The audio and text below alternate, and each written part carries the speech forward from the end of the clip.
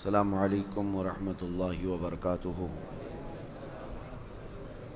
الحمد للہ وکفا وسلام علی حبیبہ المصطفیٰ، اما بعد فاعوذ باللہ من الشیطان الرجیم، بسم اللہ الرحمن الرحیم۔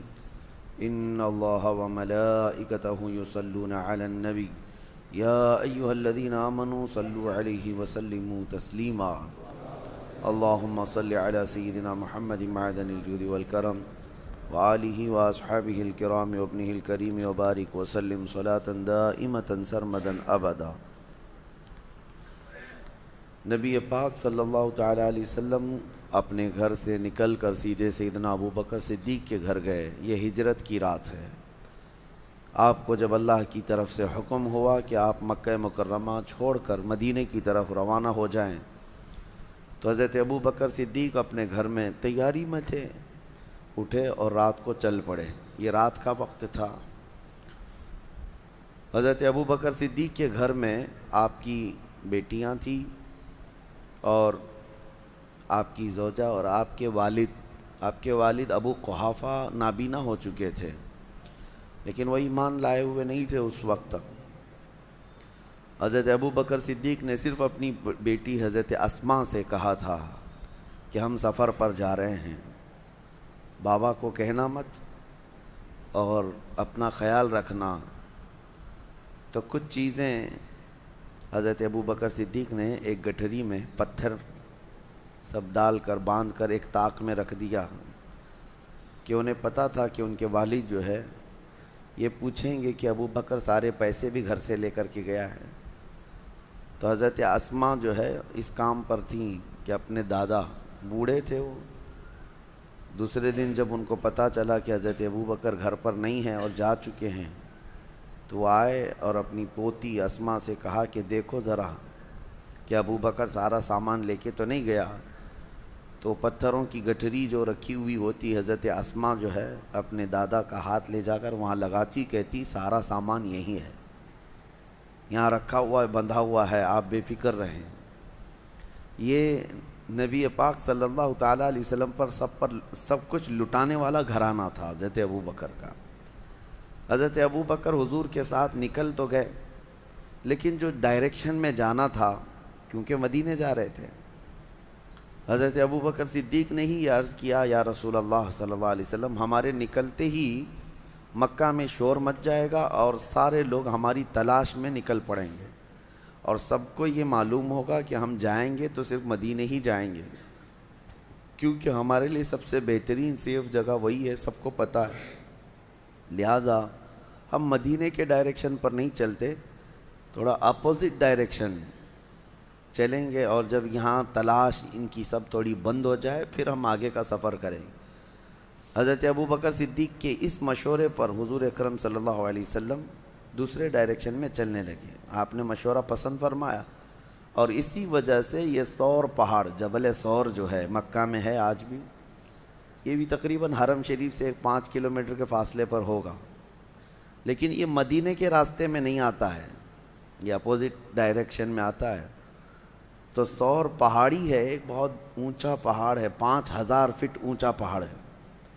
وہاں پہنچنے کے بعد حضرت ابو بکر صدیق نے عرض کیا یا رسول اللہ صلی اللہ علیہ وسلم، میں اس پہاڑ کے اوپر ایک غار کو جانتا ہوں، بہت محفوظ جگہ ہے، ہم وہاں رہ لیں گے 1-2 دن، اس کے بعد آگے کا سفر طے کریں گے۔ نبی پاک صلی اللہ علیہ وسلم نے اس مشورے کو بھی پسند فرما لیا، اور پھر جب ثور پہاڑی کے قریب پہنچے تو اوپر چڑھنا شروع کیا۔ یہ بہت اونچا پہاڑ ہے، اور جب چڑھنے لگے تو نبی پاک صلی اللہ علیہ وسلم کو تھکان محسوس ہوئی، تو سیدنا ابو بکر صدیق نے اپنے کندھے پیش کیے، یا رسول اللہ صلی اللہ علیہ وسلم آپ میرے کندھوں پر سوار ہو جائیں، اور رسول اقدس صلی اللہ علیہ وسلم کو اپنے کندھوں پر بٹھا کر کے اوپر تک آپ نے سفر فرمایا۔ آج میں جانتا ہوں، ہم گئے تھے، 2 سیب اور 1 پانی کی بوتل ہاتھ میں بھاری پڑ جاتی ہے۔ چڑھتے وقت لوگ کچھ نہ کچھ لے لیتے ہیں، لیکن کسی کے ہاتھ میں کچھ ہے تو چڑھنا اتنا بھاری ہو جاتا ہے کہ لوگ اپنا سامان بیچ بیچ میں چھوڑ جاتے ہیں، کہ اوپر چڑھنے کے لیے خالی ہاتھ ہونا پڑتا ہے۔ اس دن مجھے احساس ہوا تھا، جا کر کے آنے کے بعد کتنے دن تک تو پٹھے درد کرتے ہیں، تھوڑا تھوڑا تھوڑا کرتے کرتے کوئی چڑھان ہوتی ہے، کئی بار بیچ میں الٹی آ جاتی ہے، چکر آ جاتے ہیں، کوئی آج تک باضابطہ سیڑھیاں نہیں بنی ہیں، اسی طرح سے چڑھنا ہے۔ اور اس دن اندازہ ہوا کہ صدیق اکبر نے بار نبوت کو اٹھایا تھا اپنے کندھوں پر، اور وہاں تک لے جانے کے بعد وہ جو جانثاری ہے سیدنا ابو بکر صدیق کی، وہ کمال کی ہے تاریخ میں۔ اسی لیے آپ کے لقب میں سب سے زیادہ حضرت ابو بکر صدیق ہے۔ اگر اردو میں یاد کرتے ہیں تو یار غار، یار غار کا مطلب غار کا ساتھی، اور قرآن نے بھی اس کا ذکر فرمایا، قرآن میں بھی اس کا ذکر آیا ہے کہ یاد کرو اے محبوب جب آپ غار میں تھے اور آپ کے ساتھی آپ کے ساتھ تھے۔ ایک ہی ساتھی کا ذکر اللہ نے فرمایا ہے 10ویں پارے میں۔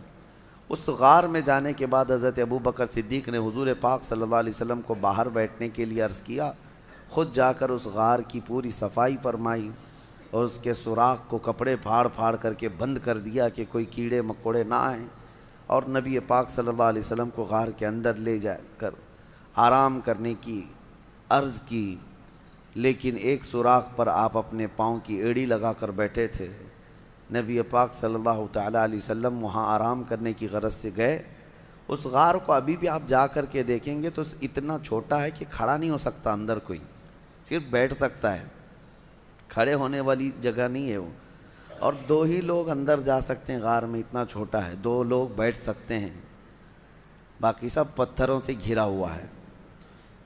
تو روایات میں ہے مشہور کہ ایک سانپ حضور پاک صلی اللہ تعالیٰ علیہ وسلم کی خوشبو پا کر وہاں پہنچ گیا آپ کی زیارت کے لیے، لیکن اندر جانے کے سارے راستے بند تھے۔ تو ایک راستہ جس پر آپ نے ایڑی لگا رکھی تھی صدیق اکبر نے، پاؤں پر ان کے سانپ کاٹنے لگ گیا کہ یہ پاؤں ہٹائیں تو میں اندر جاؤں اور دیدار مصطفیٰ کر لوں، لیکن حضرت ابو بکر صدیق ہیں کہ پیر ہٹانے کو تیار نہیں۔ زہر چڑھتا ہوا ان کے ران تک آ گیا اور ان کا جسم پیلا پڑنے لگ گیا، اور نبی پاک صلی اللہ علیہ وسلم آرام کر رہے ہیں، درد کی شدت بڑھ گئی۔ بعض روایات میں ہے کہ سانپ جتنا پرانا ہوتا ہے اتنا زہریلا ہوتا ہے، وہ کافی پرانا سانپ تھا۔ حضور پاک صلی اللہ تعالیٰ علیہ وسلم نے پوچھا ما لک یا ابا بکر، اے ابو بکر کیا ہو رہا ہے تمہیں؟ کہا لدغت الحیۃ یا رسول اللہ، اے اللہ کے رسول سانپ کاٹ رہا ہے، ایسا لگتا ہے سانپ نے کاٹا ہے۔ نبی پاک صلی اللہ علیہ وسلم نے فرمایا پاؤں ہٹاؤ۔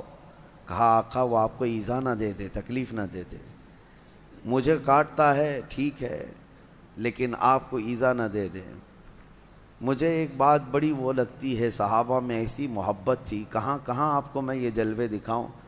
جناب ابو طالب کے متعلق میں آپ کو بتا رہا تھا کہ جب وہ شعب ابی طالب میں حضور 3 سال تک جو بائیکاٹ کے دن گزارے تھے، جانتے ہیں آپ، میں نے بتایا مکہ میں بائیکاٹ کے دن گزارے۔ جناب ابو طالب رات کے وقت حضور صلی اللہ تعالیٰ علیہ وسلم کے سونے کی جگہ کبھی اپنے بیٹوں کو سلا دیتے تھے چادر اڑا کر کے، اور نبی پاک صلی اللہ تعالیٰ علیہ وسلم کی جگہ بدل دیا کرتے تھے بڑھاپے کے عالم میں، اور صبح اٹھ کر کے پہلے دیکھتے تھے۔ تو یہ پوچھنے پر کہ آپ روزانہ حضور کی جگہ پر جو سونے کی جگہ ہے کسی کسی کو ڈال دیتے ہیں، کہا کہ اگر غفلت میں ہم پڑے رہیں اور کوئی مکہ کا کوئی بھی دشمن آ کر کے مارے تو محمد کا قتل نہ ہو، میرے بیٹے کا قتل ہو صلی اللہ علیہ وسلم۔ اپنے بیٹوں کو نچھاور کر دیتے تھے۔ صدیق اکبر بھی جب اپنی جان کی پرواہ نہ کی، حضور پاک صلی اللہ علیہ وسلم نے فرمایا پیر ہٹاؤ، وہ مجھے ایذا نہ دے گا۔ سانپ اندر داخل ہوا، جی بھر کر کے میرے آقا کی زیارت کیا۔ نبی پاک صلی اللہ تعالیٰ علیہ وسلم کی زیارت کے مشتاق دنیا میں کون نہیں ہے سوائے ابلیس کے؟ حضور پاک صلی اللہ تعالیٰ علیہ وسلم کا ہر کوئی مشتاق ہے۔ واپس سانپ چلا گیا، نبی پاک صلی اللہ علیہ وسلم نے اپنا لعاب پاک نکال کر حضرت ابو بکر کے پیر میں لگایا، وہ زہر ختم ہو گیا۔ حضرت ابو بکر صدیق کو زندگی بھر اس زہر کا کبھی درد نہیں محسوس ہوا۔ یہ معجزہ بھی تھا میرے آقا صلی اللہ علیہ وسلم کا۔ یقیناً وہ لمحہ مبارکہ میں اللہ نے شفا رکھی ہے، شفا رکھی ہے۔ ان کا نام پڑھ کر کے شہد کی مکھی شہد میں مٹھاس لاتی ہے تو خود اس منہ مبارک میں کتنی مٹھاس ہوگی۔ وہ دہن جس کو وہ دہن وہ زباں جس کو سب کن کی کنجی کہیں، اس کی نافذ حکومت پہ لاکھوں سلام۔ وہ دہن جس کی ہر بات وحی خدا، اس کی قاہر ریاست پہ لاکھوں سلام۔ نبی پاک صلی اللہ تعالیٰ علیہ وسلم کے ساتھ 3 دن تک کا وہاں قیام تھا۔ 3 دن کیسے رہے لوگ، یہ بھی میں آپ کو بتا دوں۔ یہ 5000 فٹ اونچا پہاڑ ایک بار آپ چڑھ کے آنا، اللہ توفیق دے آپ سب کو۔ حج میں جانا ہوا، عمرے میں جانا ہوا تو میرے آقا کی وہ نشانی دیکھنے کے لیے ایک بار تو جائیں، کیونکہ یہ وہابیوں نے سب چھیڑ چھاڑ کیا ہے ہر جگہ، لیکن یہ پہاڑ پہ چڑھ نہیں پاتے، تو وہاں تک جا کر کے کچھ نہیں کیا۔ سنا ہے ابھی غار ہیرا میں نشانیاں مٹا دیا، جو لکھا ہوا تھا اس کو ختم کیا۔ بڑی عجیب سی ان کو بے چینی ہے، تکلیف ہے میرے آقا کے نام سے، لیکن کتنا مٹاؤ گے؟ مٹ گئے، مٹتے ہیں، مٹ جائیں گے، آدھا تیرے یا رسول اللہ، نہ مٹا ہے نہ مٹے گا کبھی چرچا تیرا۔ غار ثور کے آپ جائیں، ایک بار جا کر کے آنے کے بعد آپ کو اندازہ ہو جائے گا کہ یہ کیسا سفر ہے۔ لیکن ان دنوں میں 3 دن تک جب تک میرے آقا تھے، حضرت ابوبکر صدیق کی بڑی صاحبزادی حضرت اسما روز اپنے گھر سے کھانا لاتی تھیں اور غار ثور تک کھانا پہنچاتی تھی اور پھر واپس آتی تھی۔ دن میں 2 مرتبہ جاتی تھیں کھانا لے کر کے اور پھر واپس آتی تھی۔ نہ کوئی انہیں تھکن تھی، نہ کوئی اکتاہٹ تھی۔ اسی لیے صدیق اکبر کا جو گھرانہ ہے وہ میرے آقا صلی اللہ علیہ وسلم پر لٹ جانے والا گھرانہ ہے، بے پناہ محبت کرنے والا گھرانہ۔ اور صدیق اکبر کی ہی گھرانے کو یہ اعزاز حاصل ہے پورے صحابہ میں کہ حضور اکرم صلی اللہ تعالیٰ علیہ وسلم کی ذات پر حضرت ابوبکر کی 4 پیڑھیاں صحابی ہیں، باقی کسی کو یہ اعزاز نہیں ہے۔ 4 پیڑھیاں، یعنی حضرت ابوبکر صدیق کے والد بعد میں ایمان لائے، ابو قحافہ، وہ صحابی، حضرت ابوبکر صحابی، حضرت ابوبکر صدیق کے ایک بیٹے ہیں وہ صحابی، حضرت ابوبکر کے پوتے وہ بھی صحابی۔ حضور اکرم صلی اللہ علیہ وسلم کی زندگی میں یہ 4 پیڑھیاں ایمان بھی لائیں اور سب کے سب صحابیت کا شرف بھی پائی، پورا خاندان نچھاور کیا ہوا ہے۔ پھر اب یہاں سے نبی پاک صلی اللہ تعالیٰ علیہ وسلم جو غار ثور میں تھے، اب دیکھیں روایات یہ بتاتی ہیں کہ مکہ کی کفار وہاں تک بھی پہنچ گئے۔ وہ پیروں کے نشان دیکھنے کے ماہر تھے عرب والے، کبھی اونٹنیوں کے پیر کے نشان ڈھونڈتے، کبھی لوگوں کے گئے ہوئے پیروں کے نشان ڈھونڈتے۔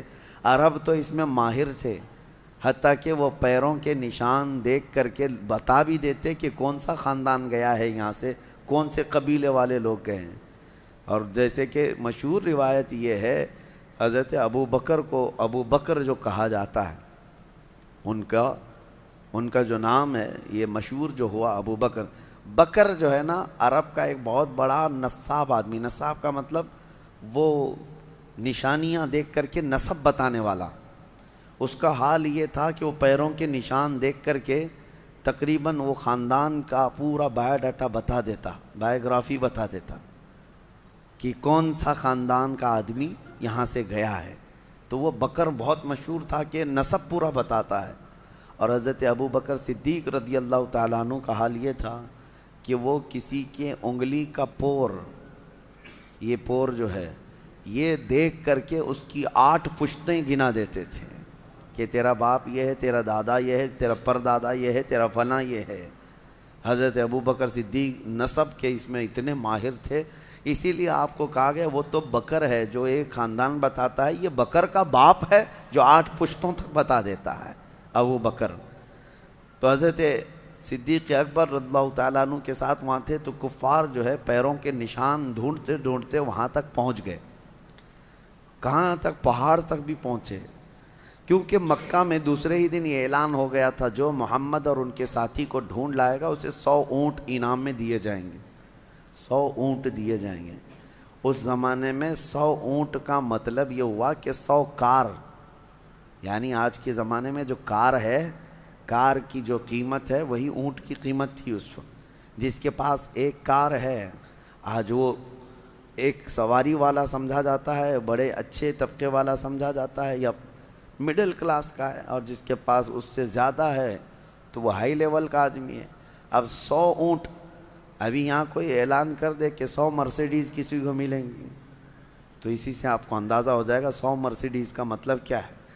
تو اس زمانے میں سرخ اونٹ جو ہے وہ مرسیڈیز اور بڑی لگژری گاڑیوں کے مقابل میں مانے جاتے تھے۔ عام اونٹ الگ ہے، سرخ اونٹ یعنی لال رنگ کا اونٹ وہ لگژری اونٹ تھا، جس کے پاس ہوتا ہے وہ بڑے قسم کا آدمی۔ اور ویسے 100 اونٹ کا اعلان ہو چکا تھا مکہ میں کہ جو ڈھونڈ کر کے لائے گا اسے 100 اونٹ ملیں گے۔ آپ کو اونٹوں کی اہمیت ابھی نہیں معلوم، ضرورت آپ کو نہیں پڑتی ہے، لیکن اس وقت کی سواری بھی وہی تھی، ان کی سفر کا سارا دار و مدار اس پر تھا۔ اس انعام کے چکر میں در در کی لوگ جو ہے خاک چھان رہے تھے، ڈھونڈ رہے تھے، اور ڈھونڈتے ڈھونڈتے وہاں تک پہنچ بھی گئے تھے۔ اب غار تک بھی پہنچ گئے، یہاں تک کہ اس مقام تک پہنچے کہ اگر وہ اپنے پیروں کی ایڑیاں اٹھا دیتے تو حضور پاک صلی اللہ علیہ وسلم اور حضرت ابوبکر ان کو صاف نظر آ جاتے ہیں۔ حضرت ابوبکر غار میں بیٹھے ان کی گردنیں دیکھ رہے تھے، لیکن کفار و مشرکین حضور کو اور حضرت ابوبکر کو دیکھ نہیں پا رہے تھے۔ غار کے دہانے تک، منہ تک تو پہنچ گئے۔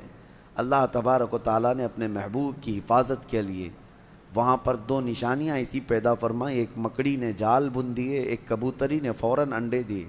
یہ نشانی تھی اس زمانے میں کہ جہاں کبوتری انڈے دیتی ہے انسانوں کا آنا جانا نہیں ہوتا، اور مکڑی نے جال لگایا، اس کا مطلب اگر کوئی اندر گیا آیا ہوا ہوتا تو جال ٹوٹ چکا ہوتا، اور مکڑی کو جال لگانے میں کافی وقت لگ جاتا ہے، اتنا گھنا جال لگا دیا تھا مکڑی نے چند گھنٹوں میں۔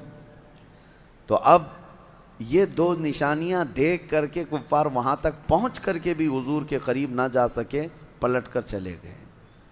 اللہ رب العزت جب کسی کی حفاظت کرنا چاہے وہ تمہاری گردن تک قریب لا کر دشمن کو بھی دور پھینک دیتا ہے۔ اعلیٰ حضرت فاضل بریلوی رضی اللہ تعالیٰ عنہ فرماتے ہیں، جان ہے جان کیا نظر آئے۔ حضور جو ہے جان کائنات ہیں، اور جان کس کو نظر آتی ہے؟ جان ہے جان کیا نظر آئے، کیوں عدو گرد غار پھرتے ہیں، وہ سوئے لال ازار پھرتے ہیں، تیرے دن اے بہار پھرتے ہیں۔ نبی پاک صلی اللہ تعالیٰ علیہ وسلم کو وہ قریب آ کر کے بھی دیکھ نہ سکے۔ یہ دونوں چیزیں نشانیاں بن گئی۔ اسی لیے بزرگوں نے لکھا ہے کہ نہ مکڑی کو مارو نہ کبوتر کے ساتھ زیادتی کرو، یہ دونوں میرے آقا صلی اللہ تعالیٰ علیہ وسلم کی ناموس کی حفاظت کرنے والے پہرے دار ہیں، جس کو آج کہتے ہیں نا محافظ ناموس رسالت۔ یقیناً میرے آقا صلی اللہ تعالیٰ علیہ وسلم کی عزت کی پہرے داری کرنے والی مکڑی بھی ہے اور کبوتری بھی ہے، اور دونوں عزت پائے ہوئے لوگ ہیں۔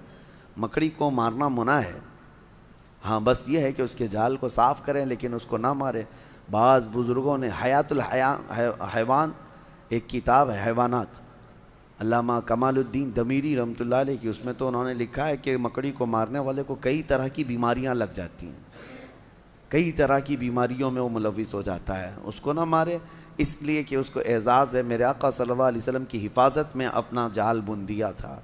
اور دوسری چیز کبوتری کا بھی ہے۔ کبوتری ایک ایسی، کبوتر ہی سمجھ لیں، ایک ایسا پرندہ ہے جس کو اللہ تعالیٰ نے یہ اعزاز بخشا ہے۔ آج بھی اگر کوا آ جائے تو بھگا دیتے ہیں، کبوتر آئے تو کوئی بھگاتا نہیں۔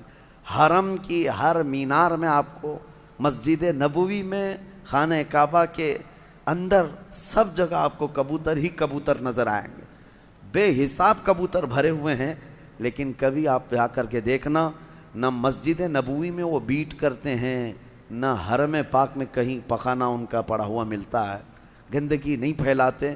لیکن وہ کریں نہ کریں اپنی جگہ پر، ہزاروں لاکھوں پرندوں میں حرم میں رہنے کا شرف اگر کسی پرندے کو ہے تو وہ کبوتر کو ہے۔ وہ میرے آقا کی جالیوں کے پاس بھی آتے ہیں، نبی پاک صلی اللہ علیہ وسلم کے گنبد پر اپنا بسیرا کیے ہوئے ہیں ہزاروں کی تعداد میں۔ بہرحال وہ ان کی قسمت ہے، اور اللہ تعالیٰ نے اس کو یہ اعزاز دیا۔ خالی وہاں مکہ اور مدینہ میں نہیں، آپ جہاں کے بھی مقدس مقامات دیکھیں گے کبوتر وہاں مل ہی جاتے ہیں۔ کبوتر کی یہ فطرت ہے، مزاج ہے، وہ مقدس مقامات میں اپنا گھر بناتے ہیں، مسجدوں کو، مزارات کو، وہیں پر وہ اپنے گھر بناتے ہیں۔ یہ اعلیٰ نسب ہونے کی بھی علامت ہے اور اچھے اشرف مزاج ہونے کی بھی علامت ہے۔ بہرحال 3 دن کے بعد میرے آقا صلی اللہ علیہ وسلم نے وہاں سے آگے کا سفر فرمایا۔ پھر مکہ والوں میں سے کچھ لالچی بیچ راستے میں آ بھی گئے، اور حضور کو دیکھ بھی لیا، پکڑنے کی کوشش بھی کی۔ انشاءاللہ العزیز آگے کے سفر کے احوال کل عرض کرتا ہوں، اللہ نے اگر زندگی باقی رکھی۔ اللہ کریم میرے آقا صلی اللہ علیہ وسلم کی سچی پکی عقیدت و محبت نصیب فرمائے، میرے آقا کے جلووں میں زندگی دے اور میرے آقا کے قدموں میں موت عطا فرمائے۔ وآخر دعوانا ان الحمد للہ رب العالمین۔ صلاۃ و سلام کے لیے کھڑے ہو جائیں۔